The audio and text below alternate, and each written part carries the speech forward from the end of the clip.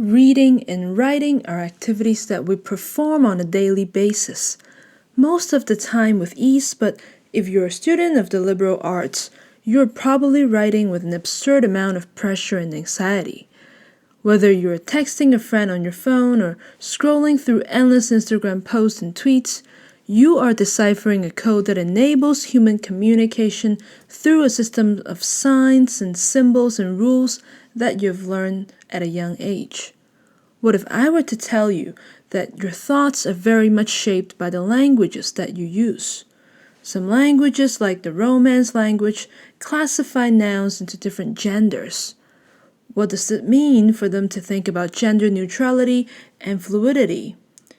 The Chinese language offers an elaborate vocabulary for all familial relations you can think of. Meanwhile, I can call everyone aunt and uncle in Canada. What does this say about the importance of kinship in different cultures?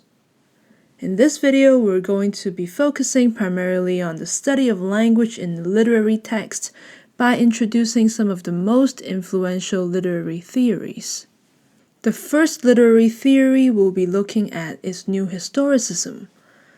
New historicists see literature as a product of a particular historical moment that cannot be separated from the political, social, and economic context of the time the text was being written.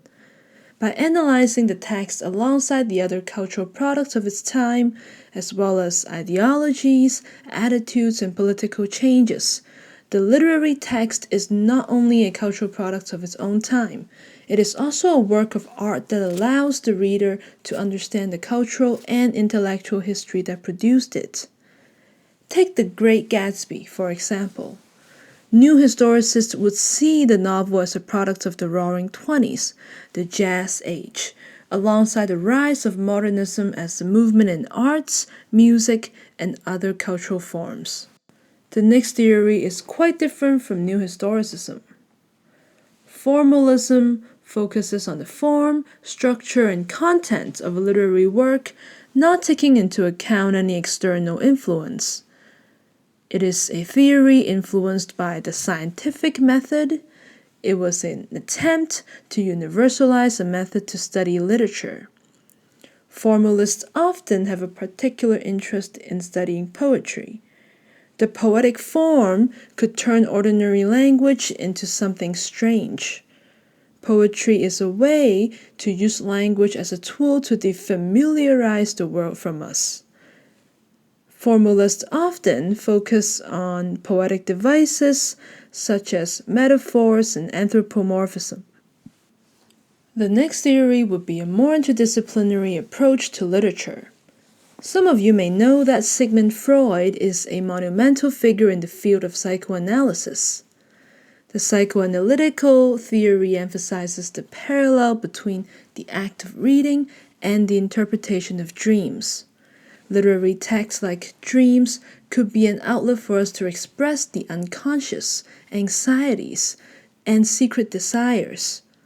By analyzing a text or the portrayal of a character, the reader may trace back to childhood, trauma, conflicts, and fixations to better comprehend the character's behaviors, and in a way to better understand our own. Another important interdisciplinary theory would be Marxism. The Marxist theory emphasizes on the struggle between different social classes, specifically the one between the working class and the bourgeois. Marxism is also known as historical materialism. Marxist theory of history views human development as a change in the rise of the classes or through class struggles. In terms of literary theory, a text is always related to the socio-economic and political conditions at the time. Let's talk about the feminist theory. When it comes to the feminist theory, there are three key words: patriarchy, agency, and complicity. The question we have here is how patriarchy shaped women's experience in the domestic and public spheres, and also show how through their agency women were able to circumvent and subvert patriarchal structures.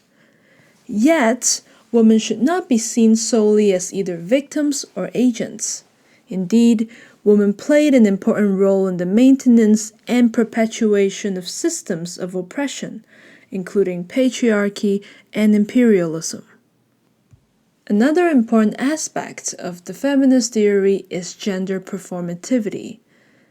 It is the idea that gender is an act, a performance that we learn to behave in particular ways to conform to the society. Very much related to the questions of gender and sexuality, queer theory explores the topics of sexual orientation, motherhood versus masculinity, gendered and queer bodies intersected by the issues of race, ethnicity, and class. To apply the queer theory to literature is to examine these following questions. What is gender? Is it something biologically determined or socially constructed? Could it be both? Why is it something we take for granted? And how does sexuality fit in? Does sexuality complicate or support gender?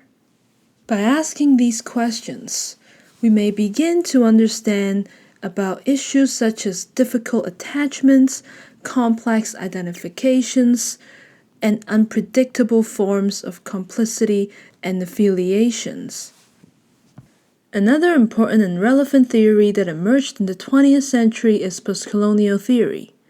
It is difficult to pinpoint what exactly does postcolonialism constitute, but this critical lens urges us to think about the world that we live in through the history of imperialism and the relationship between the colonizers and the colonized.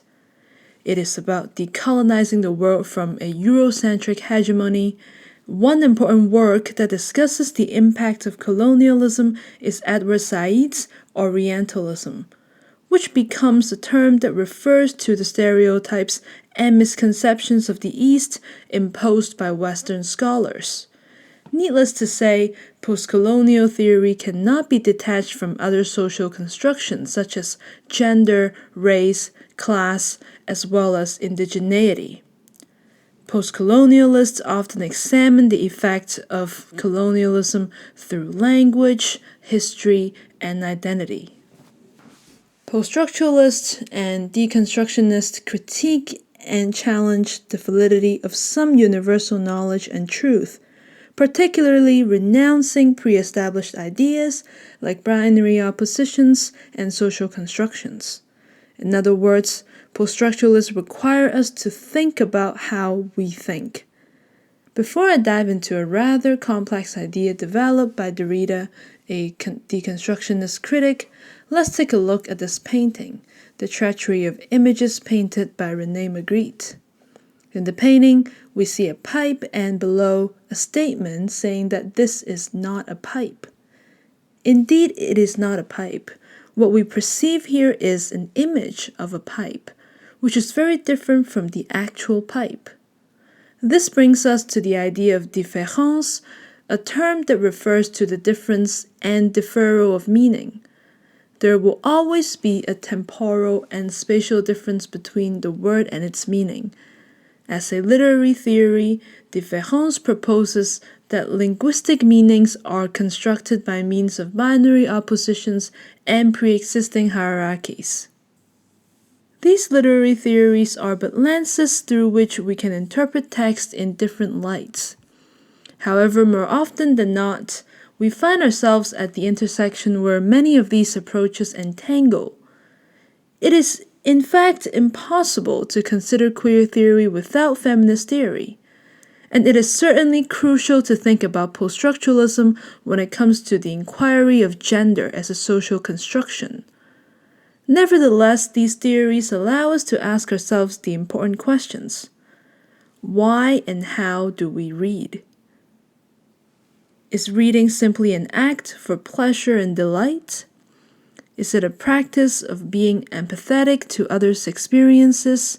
Or perhaps literature serves as the site that provokes us to reflect upon the role of language, to think about how language mediates the relation between ourselves and the world around us. Thank you for watching.